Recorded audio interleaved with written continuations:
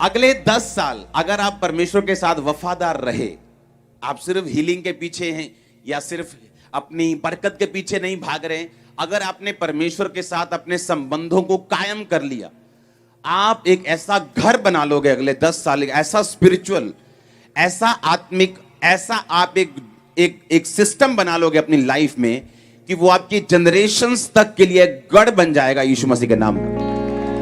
अगले 10 साल अगर आपने परमेश्वर को पूरी डेडिकेशन के साथ, कि हीलिंग हो ना हो, डिलीवरेंस हो ना हो, बरकत हो ना हो, परमेश्वर मैं तेरे पीछे हूं, बस दैट्स इट, मैं पवित्रताई में खड़ा रहूंगा, मैं परमेश्वर तुझ में वफादार रहूंगा, मैं कंप्लेंट नहीं करूंगा।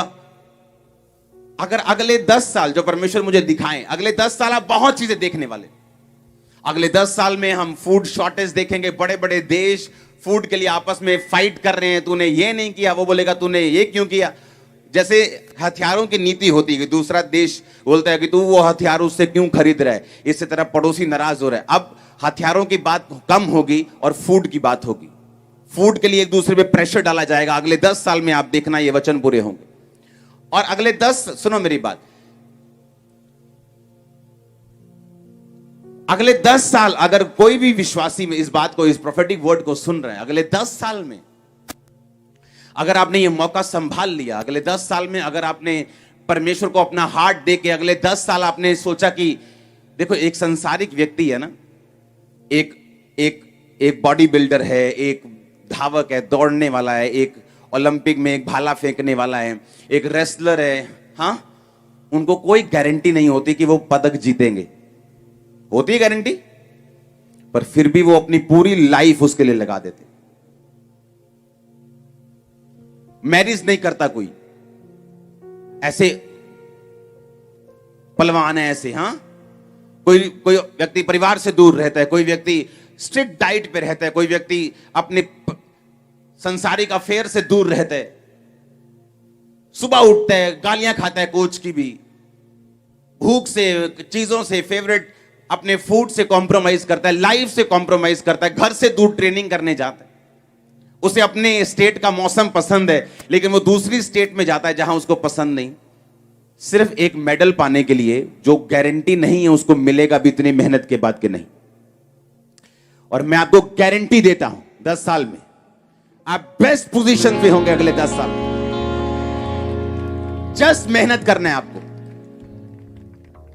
एक संसारिक पदक, एक संसारिक मुकुट जिसके लिए इंसान मेहनत कर रहा है, अपने परिवार की परवाह नहीं करता, अपने शरीर की, अपनी इच्छाओं की परवाह नहीं करता, और फिर भी उसे मालूम नहीं कुछ होगा कि नहीं होगा।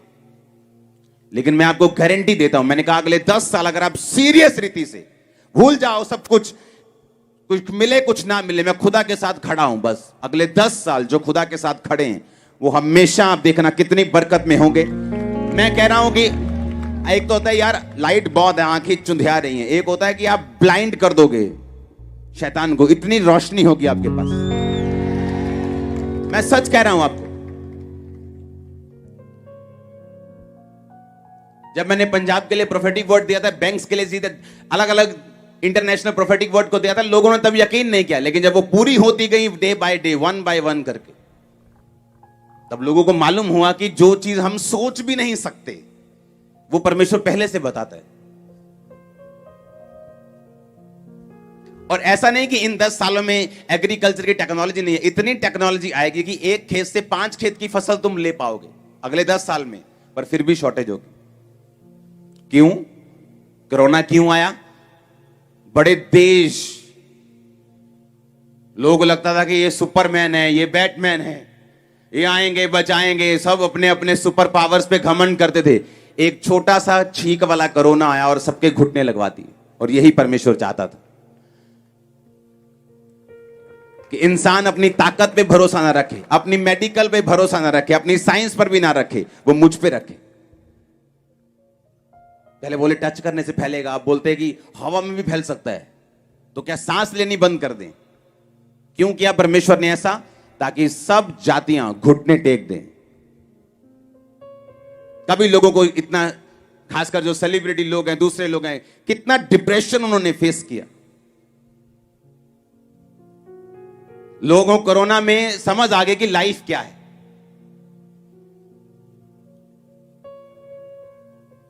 और परमेश्वर ने क्यों ऐसा किया?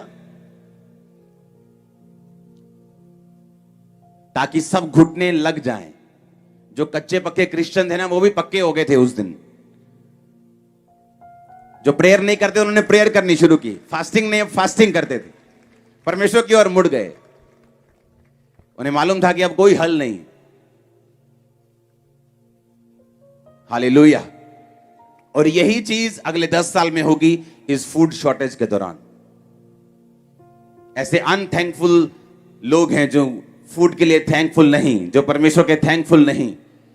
परमेश्वर इन चीजों को करेगा आने वाले समय की एक सोच दिखाने के लिए कि आने वाले समय में जब कलीसिया उठाई जाएगी और जो लोग बच जाएंगे, जब वो तौबा करेंगे तो उन्हें खाना नहीं मिलेगा। उन्हें बताया जाएगा कि अगर यीशु मसीह को मानना है तो राशन नहीं मिलेगा, वो पत्ते खाएंगे, कोई चलाई का साग खाएगा, कोई साइड पे सब्जियां तोड़ के, कोई घास तोड़ के खाएगा, कोई साग तोड़ के खाएगा। इस तरह से लोग गुजारा करेंगे फ्यूचर में। जो लोग यीशु मसीह को मानेंगे उन पर ऐसे सताव आएंगे, लेकिन वो बहुत देर की बात है। परमेश्वर सिर्फ उसकी हमें एक झलक दे रहे हैं। कितने मेरी बात को समझ रहे हैं? ये हर चीज जो आप देख रहे हो अरेंज की गई है परमेश्वर के द्वारा। हर इवेंट, हर एक देश का बड़ा डिसीजन जो आज देश ले रहे हैं, जो लोग ले रहे हैं, आने वाले समय में जो लोग होंगे, जो फूड होगा, धीरे धीरे धीरे धीरे, कोई विरोध कर ले, कोई कुछ भी कर ले, आने वाले समय में सालों में जो फूड होगा वो कुछ ही कंपनियों के पास होगा,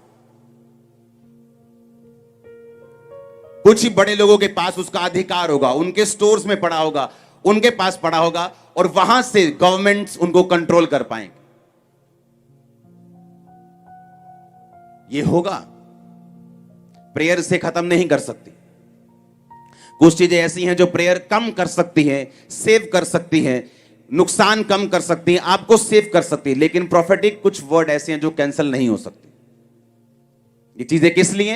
ये चीजें इसलिए हैं कि आपको मालूम हो कि हमें परमेश्वर में चलना है। ये सारी चीजें, ये सारे इवेंट जो हो रहे हैं, ये परमेश्वर कर रहा है। इसमें परमेश्वर की मर्जी है। वो अपनी रूहों को बचाना चाहता है। अंत समय चल रहा है, कटनी चल रही है। जितना आसानी से आप परमेश्वर को ग्रहण कर रहे हो, जितना आसानी से आप परमेश्वर को मान सकते हो, उसको चल सकते हो। लेकिन फ्यूचर में ऐसा नहीं होगा।